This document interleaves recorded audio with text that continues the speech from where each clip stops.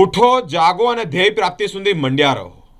યુવાનોના પ્રેરણા સ્ત્રોત, યુવાનોને તાકાત, યુવાનોના ઉર્જા અને ઉત્સાહ અને ઉમંગ વધારનાર સ્વામી વિવેકાનંદજીની જન્મજયંતિ.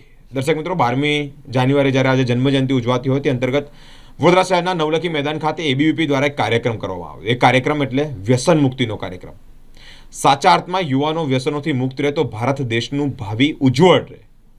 આ વ્યસનથી ક્યાંક ને ક્યાંક ભારતનું જે યુવા વર્ગ છે તે કરોડો માઇલ દૂર રહે તે પોતાની માટે તો સારું છે, પરિવાર માટે પણ સારું છે અને દેશ માટે પણ સારું છે.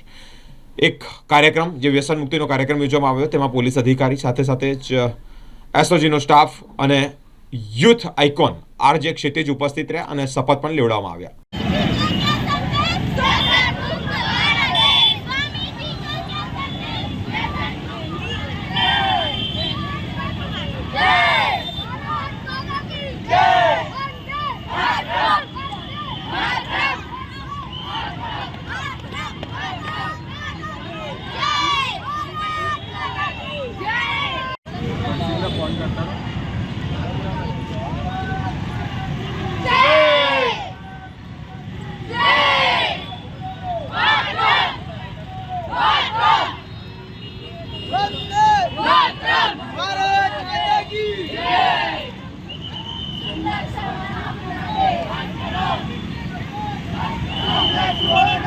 આજરોજ અખિલ ભારતીય વિદ્યાર્થી પરિષદ એબીવીપી વડોદરા મહાનગર દ્વારા 12મી જાન્યુઆરી એટલે સ્વામી વિવેકાનંદની જન્મજયંતિ તથા રાષ્ટ્રીય યુવા દિવસ.